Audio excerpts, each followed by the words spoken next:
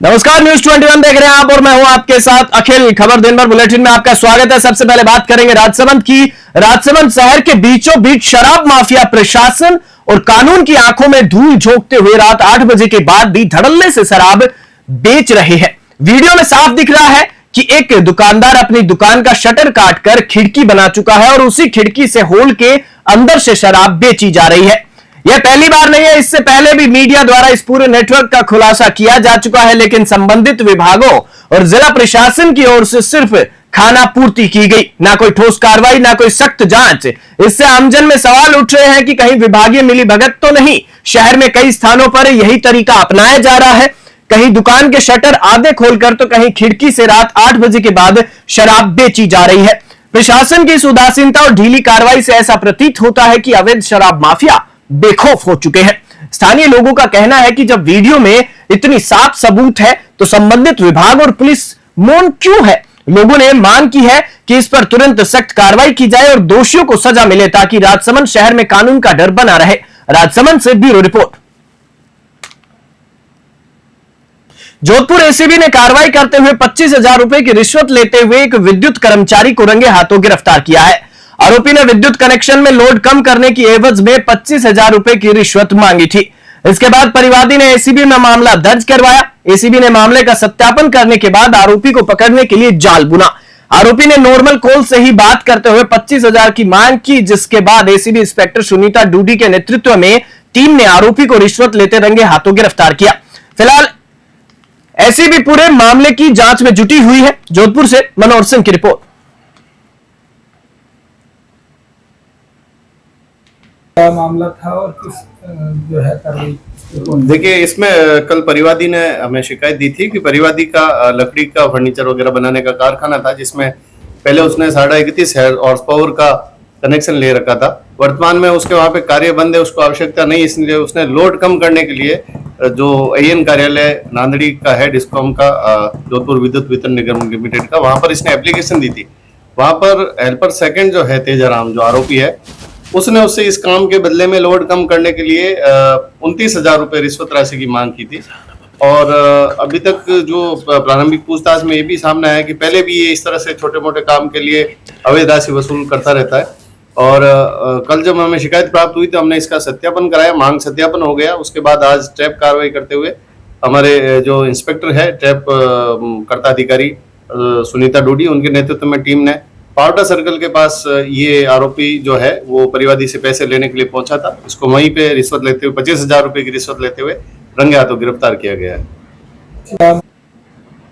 किसान अब अपने खेत में खुद का तालाब बना सकेंगे, वो भी सरकार की मदद से। खेत तलाई योजना के तहत किसानों को 1.35 लाख तक का अनुदान दिया जा रहा है। इस योजना का मकसद है बारिश के पानी को खेत में ही रोकना, साथ ही साथ सिंचाई की लागत को कम करना। कच्चे और प्लास्टिक लाइनिंग वाले तालाबों पर अलग अलग कैटेगरी के हिसाब से सब्सिडी दी जा रही है। इस योजना का आवेदन राज किसान साथी पोर्टल या ई मित्र केंद्र के जरिए किया जा सकता है। जमीन के दस्तावेज, जन आधार कार्ड और खाता जानकारी जरूरी है। देखिए ब्यावर जिले के विजयनगर से न्यूज 21 के संवाददाता गौरव व्यास की खेत तलाई योजना से जुड़ी एक खास रिपोर्ट, जिसमें सहायक कृषि अधिकारी अजय कुमार वैष्णव आमजन को इस योजना की विस्तृत जानकारी दे रहे हैं। वर्षा के जल को इकट्ठा करने के लिए क्षेत्रों के अंदर किसानों को मतलब कि कृषि विभाग द्वारा एक फार्म की स्कीम चलाई जा रही है। तो उसके अंदर क्या है कि अपने किसान मतलब कि बारिश के जल को इकट्ठा करके और अपने खेतों की कलाई के रूप में काम में ले सकते हैं। तो इसके अंदर क्या है कि अपने कोई किसान हो, उसके मतलब न्यूनतम 0.3 हेक्टर जमीन वहाँ पे होनी चाहिए। जहाँ वो फार्म बनाना चाहता है तो वहाँ पे 0.3 हेक्टर जमीन हो, तो और पानी का ढलान हो, पानी की आवक हो, जहाँ पानी इकट्ठा हो सके, तो वहाँ पे वो खेत तलाई बना सकता है। तो सरकार की तरफ से इसमें किसानों को क्या है कि अगर कोई किसान लघु सीमांत श्रेणी में आता है तो उसको लागत का 70% श्रीगंगानगर में मंगलवार को कृषि विभाग और राज्य सरकार की संयुक्त कार्रवाई में एक बड़ा खुलासा हुआ। राजस्थान सरकार में मंत्री डॉक्टर किरोड़ी लाल मीणा के नेतृत्व में जिले के रीको औद्योगिक क्षेत्र में 3 अलग अलग स्थानों पर डिकॉय ऑपरेशन चलाया गया। इस दौरान शंकर सीड्स, शक्ति सीड्स और हार्वेस्टर फूड नामक प्रतिष्ठानों पर छापेमारी की गई। फिलहाल किरोड़ी लाल मीणा हार्वेस्टर फूड पर मौके पर मौजूद रहकर कार्रवाई उन्होंने की है। छापेमारी के दौरान अधिकारियों ने पाया कि यहां एक्सपायरी बीज को नई थैलियों में पैक कर फिर से बाजार में बेचने की तैयारी चल रही थी। पुराने बीजों पर नया रंग लगाया जा रहा था जिससे यह नया और ताजा प्रतीत हो सके। यह किसानों के साथ सीधा धोखा है। मंत्री मीणा ने जानकारी दी कि बीज की वैधता मात्र 6 माह की होती है, लेकिन 1 वर्ष पुराने बीजों को फाड़कर बोरियों में भर दिया गया था जिन्हें फिर से नई पैकिंग में किसानों को बेचा जाना था। यह एक गंभीर अपराध है जिससे किसानों की फसल और मेहनत दोनों खतरे में पड़ सकते थे। श्रीगंगानगर से कृष्ण आसेरी की रिपोर्ट। बता दीजिए, आपने इधर छापा मारा, वहाँ पे ये भी सामने आया कि जो पुरानी थैलियाँ थी, एक्सपायरी बीज था, उसको नई थैलियों में डाला जा रहा था। हाँ, उसको वो इससे पहले जो शक्ति क्या नाम था उसका, फर्म का, जिसमें कॉटन का टाइम निकल गया सीड का, उनको थैलियों से काट काट के बोरियों में भरा जा रहा था। वो पैकिंग हम हमारी आंखों से देख के आए और उसका वीडियो भी लाए। इसका मतलब जो बीज खत्म नहीं होगा उसको अगले सीजन तक बेचते रहेंगे तो उसका जर्मिनेशन कैसा होगा आप जानते हो। उसका 6 महीने का टाइम होता है और वो साल भर बाद वही बीज किसान को बीटी का दिया जाएगा, तो किसान के साथ तो ठगी हो गई, लूट हो गई। इसी तरह से इसमें, अरे मेरी डायरी लाना, वो कहाँ गया वो छोरा। प्रदेश की भजनलाल सरकार ने नवगठित डीडवाना जिले को एक और बड़ी सौगात दी है। सरकार के विधि एवं विधिक कार्य विभाग ने कल रात डीडवाना जिले में जिला एवं सत्र न्यायालय यानी डीजे कोर्ट की सौगात दी है। डीजे कोर्ट की घोषणा होने के बाद वकील समुदाय में हर्ष की लहर दौड़ गई और आज डीडवाना बार संघ के तत्वाधान में वकीलों ने कोर्ट परिसर में खुशी का इजहार किया। वकीलों ने कोर्ट परिसर में आतिशबाजी कर और एक दूसरे को मिठाइयां खिलाकर जश्न मनाया। साथ ही इस सौगात पर भजनलाल सरकार का आभार भी व्यक्त किया। इस मौके पर वकीलों ने कहा कि डीडवाना में लंबे समय से जिला कोर्ट की मांग की जा रही थी। डीडवाना आजादी से पूर्व ब्रिटिश काल के शासन में भी डीडवाना को परगना यानी जिला मुख्यालय का दर्जा प्राप्त था। डीडवाना में सन 1873 से न्यायालय संचालित है। आजादी के बाद से डीडवाना में अपर जिला एवं सत्र न्यायालय सहित अनेक न्यायालय संचालित हो रहे हैं, लेकिन डीडवाना के जिला बनने के बाद वकील समुदाय द्वारा जिला कोर्ट की मांग की जा रही थी जो अब पूरी हो गई है। डीडवाना से गुलाम नबी आजाद की रिपोर्ट। सबसे पहले मैं राजस्थान सरकार के यशस्वी मुख्यमंत्री श्री भजनलाल जी को बधाई देना चाहूँगा। उसके बाद हमारे जितेंद्र सिंह जी जोधा, यूनुस खान जी, केतन जी, सारे जितने भी बाबरा जी से लेकर के समस्त हस्तियाँ जो डीडवाना के विकास के लिए कृत संकल्प थी, उन्होंने योगदान दिया, जिसके परिणाम स्वरूप ये डीडवाना जिला बना। और जिला बनने के बाद हमारे डीजे कैडर के तमाम जो कोर्ट खुल रहे हैं, जिसके लिए पूरी डीडवाना बार आभारी है। कल जब से डीजे कोर्ट का आदेश डीडवाना में स्थायी जो है खुलने का आदेश जैसे ही हुआ, तो सारे अधिवक्ताओं के साथ साथ डीडवाना नगर की जितनी भी सामाजिक संस्थाएं हैं, उन सब में जो हर्ष की लहर दौड़ गई, क्योंकि डीडवाना की तमाम सामाजिक और राजनीतिक संगठन के साथ साथ जो प्रमुख हस्तियां जो है, ये सभी 1985 से डीडवाना को जिला बनाने के लिए प्रयासरत थी। और जिला मुख्यालय के साथ साथ मुख्य न्यायिक मजिस्ट्रेट, जिला फोरम, कंज्यूमर कोर्ट और चिल्ड्रन कोर्ट, इसके अलावा जिला मुख्यालय पे जो डीजे के साथ साथ कम से कम 15 कोर्ट जो है वो खुलेंगे, जिसमें अलग अलग विभागों के जो जितने भी जिला मुख्यालय के जो न्यायालय है वो खुलेंगे। और अपार संभावना बढ़ गई है डीडवाना में। तथा मैं इस जिला मुख्यालय के लिए जो हमारे पूर्व के हरिशंकर जी भाबड़ा, वर्तमान में जो हमारे नेता जितेंद्र सिंह जी। धौलपुर में मानवता की मिसाल बन रही है शहीद बाबा दीप सिंह सेवा समिति, जो बेसहारा बच्चों, बुजुर्गों और जरूरतमंद परिवारों की निस्वार्थ सेवा में दिन रात जुटी हुई है। सेवा समिति के सेवादार कुलवंत सिंह संधू ने बताया कि समिति नियमित रूप से ऐसे परिवारों की खोज करती है जो जीवन की मूलभूत आवश्यकताओं से वंचित है। समिति द्वारा उन्हें राशन, कपड़े और शिक्षा के लिए आर्थिक सहयोग दिया जाता है। इस पुनीत कार्य में अंतर्राष्ट्रीय मानवाधिकार सुरक्षा फाउंडेशन के प्रदेश अध्यक्ष विनय परमार भी तन मन धन से सहयोग कर रहे हैं। विनय परमार ने कहा कि मानव सेवा सबसे बड़ा धर्म है और हमें मिलकर बेसहारा लोगों की मदद करनी चाहिए। हाल ही में सेवा समिति ने 3 अनाथ बच्चों को राशन, वस्त्र और स्कूल फीस की सहायता दी। माता पिता की मृत्यु के बाद वे बच्चे स्कूल छोड़ चुके थे, लेकिन अब सेवा समिति ने उन्हें फिर से शिक्षा की राह पर लौटाने का संकल्प लिया है। परमार ने यह भी कहा कि नर सेवा और पशु सेवा से बढ़कर कोई सेवा नहीं है। धौलपुर की यह संस्था न केवल जरूरतमंदों की मदद कर रही है बल्कि समाज को भी एक नई दिशा दे रही है। धौलपुर से संजय कसाना की रिपोर्ट।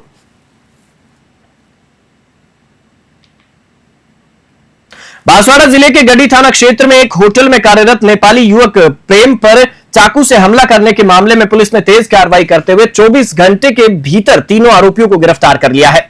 पुलिस अधीक्षक हर्षवर्धन अग्रवाल के सुपरविजन में गठित टीम ने जांच के दौरान तीनों आरोपियों जुनेद हसन, अजय और ऋतिक को राउंड अप कर पूछताछ की, जिसमें उन्होंने अपराध स्वीकार कर लिया। पुलिस के अनुसार होटल में काम करने के दौरान प्रेम का आरोपियों से किसी बात को लेकर विवाद हो गया था। घटना की रात तीनों आरोपी वापस लौटे और होटल में सो रहे प्रेम पर चाकू से हमला कर दिया। गंभीर रूप से घायल प्रेम का इलाज फिलहाल उदयपुर में चल रहा है। बांसवाड़ा से प्रमोद कलाल की रिपोर्ट।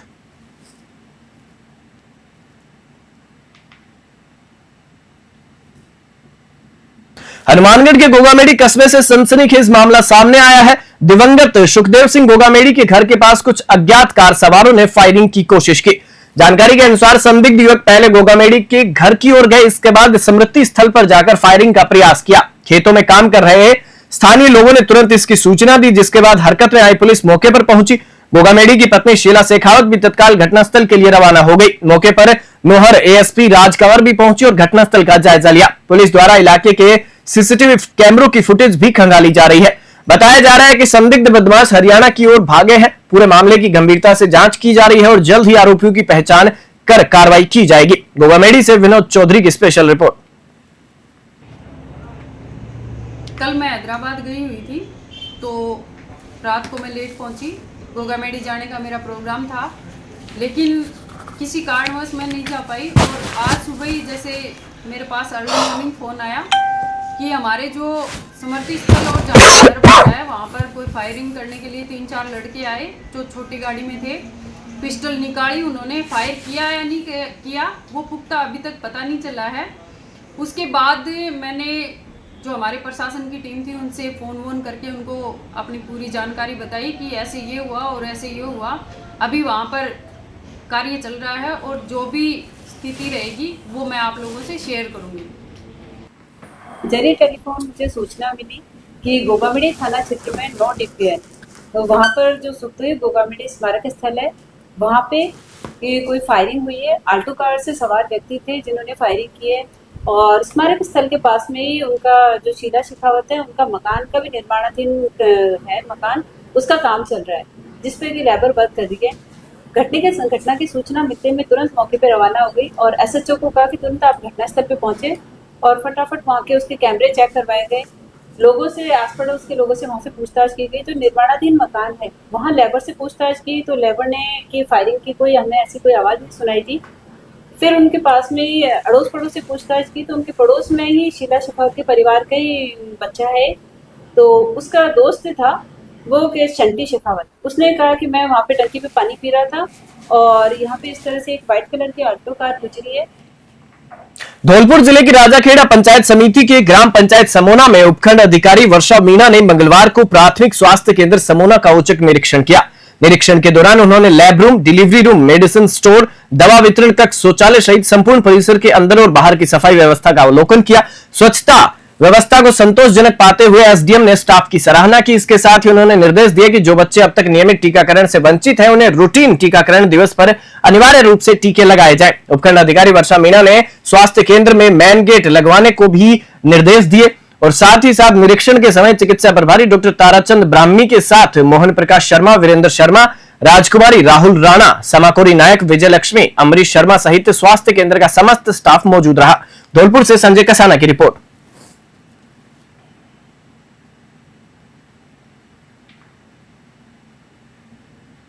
मुख्यमंत्री भजनलाल शर्मा की पहल पर पूरे प्रदेश में 5 जून से 20 जून तक वंदे गंगा जल संरक्षण जन अभियान आयोजित किया जा रहा है। पाली जिले में इस अभियान को लेकर जिला कलेक्टर एलन मंत्री ने मंगलवार को सभी विभागों के साथ तैयारी बैठक ली। उन्होंने कहा कि यह केवल सरकारी आदेश नहीं बल्कि हर व्यक्ति का आंदोलन बनना चाहिए। कलेक्टर ने जल संरक्षण को जीवन शैली का हिस्सा बनाने, पौधारोपण को प्रोत्साहित करने और जन भागीदारी को सुनिश्चित करने की बात कही।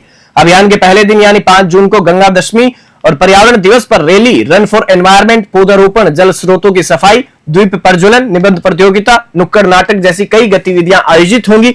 इस अभियान में पीएचईडी, शिक्षा, कृषि, वन, नगर निगम सहित सभी प्रमुख विभाग सक्रिय रूप से भाग लेंगे। पाली से ललित तिवारी की रिपोर्ट।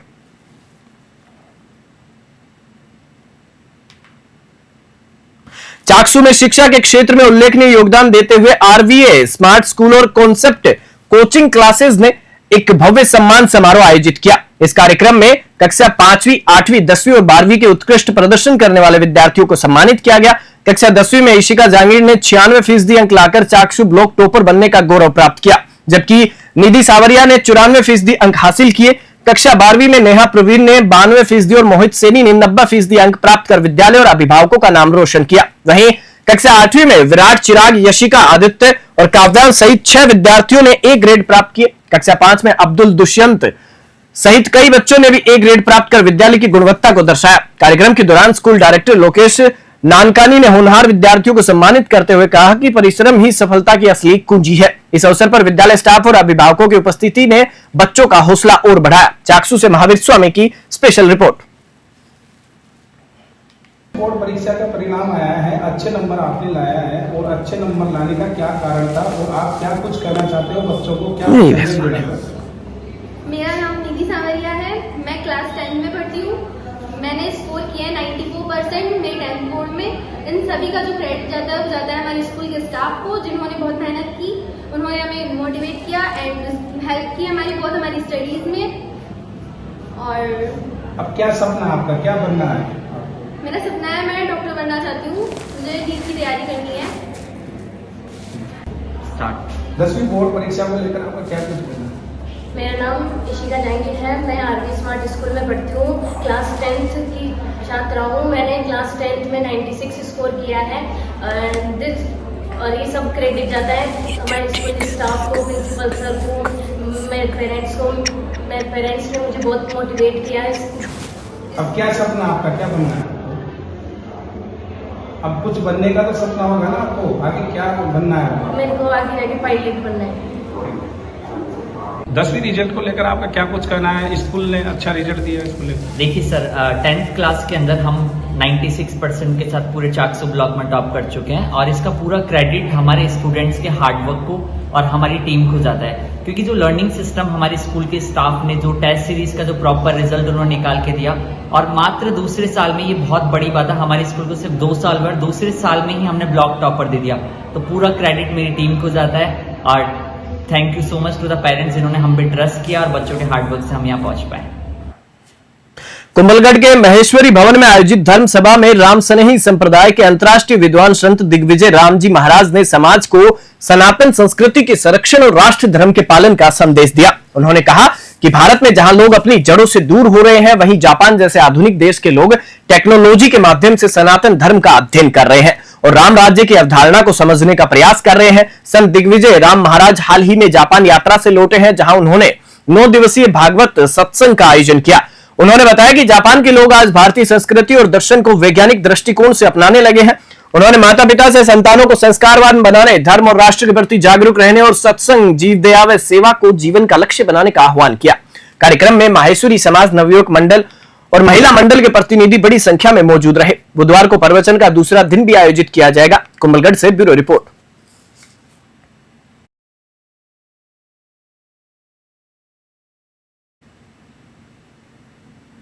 डीडवाना शहर के फवारा सर्किल के पास सालासर बस स्टैंड पर मंगलवार को एक बड़ा हादसा टल गया। एक बस के ऊपर विद्युत तार उलझने से एक भारी विद्युत पोल अचानक जमीन पर आ गिरा। गनीमत यह रही कि हादसे के समय वहां कोई व्यक्ति खड़ा नहीं था, अन्यथा गंभीर जनहानि हो सकती थी। हालांकि विद्युत पोल के गिरने से पास खड़ी एक स्कूटी पूरी तरह क्षतिग्रस्त हो गई। वहीं मटकी की दुकान की मटकियां टूट गई और छत पर लगा एक बड़ा होर्डिंग बोर्ड भी चपेट में आ गया। प्रत्यक्षदर्शियों के अनुसार एक बस जब बस स्टैंड से निकल रही थी, तभी ओवरलोड सामान के कारण बस की ऊंचाई विद्युत तारों से टकरा गई, जिससे तार खींचते हुए विद्युत पोल को गिरा ले गए। सूचना मिलते ही विद्युत विभाग ने तुरंत बिजली आपूर्ति बंद की और मौके पर पहुंचकर पोल की मरम्मत शुरू कर दी। स्थानीय लोगों का कहना है कि बस स्टैंड क्षेत्र में तार काफी नीचे लटके हुए हैं और ओवरलोड बसों की वजह से इस तरह की घटनाएं आए दिन होती रहती है, लेकिन अब तक कोई स्थायी समाधान नहीं निकल पाया है। डीडवाना से गुलाम नबी आजाद की रिपोर्ट। डीडवाना कुचामन में पर्यावरण दिवस के अवसर पर रन फॉर एनवायरमेंट का आयोजन बुधवार को किया जाएगा। अतिरिक्त जिला कलेक्टर महेंद्र मीणा ने बताया कि पर्यावरण दिवस के उपलक्ष्य में 4 जून को प्रातः 7 बजे रन फॉर एनवायरमेंट का आयोजन भगत सिंह सर्किल से हॉस्पिटल चौराहा तक किया जाएगा, जिसमें कॉलेज व स्कूली विद्यार्थी, एनसीसी कैडेट, स्वयंसेवी संस्था एवं प्रशासनिक विभाग सहित शहर के नागरिक भाग लेंगे। उन्होंने बताया कि मुख्यमंत्री के निर्देशानुसार 5 जून से 20 जून तक वंदे गंगा जल संरक्षण जन अभियान पखवाड़े का आयोजन प्रदेश भर में किया जाएगा। इसका शुभारंभ 5 जून को गंगा दशमी और विश्व पर्यावरण दिवस के अवसर पर किया जाएगा। डीडवाना से गुलाम नबी आजाद की रिपोर्ट।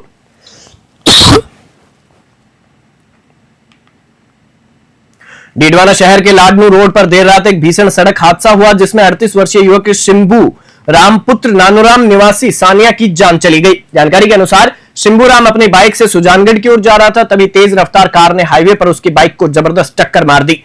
टक्कर इतनी जोरदार थी कि शिंबू राम सड़क पर गिरकर गंभीर रूप से घायल हो गया। हादसे के तुरंत बाद 108 एम्बुलेंस की सहायता से उसे डीडवाना के राजकीय बांगड़ अस्पताल लाया गया, जहां डॉक्टरों ने उसे मृत घोषित कर दिया। सूचना पर पुलिस मौके पर पहुंची और शव को मोर्चरी में रखवाया। परिजनों को सूचना दी गई और उनके आने के बाद शव का पोस्टमार्टम कर अंतिम संस्कार के लिए सुपुर्द कर दिया गया। फिलहाल पुलिस ने परिजनों की रिपोर्ट के आधार पर आगे की कार्रवाई शुरू कर दी है। डीडवाना से गुलाम नबी आजाद की रिपोर्ट।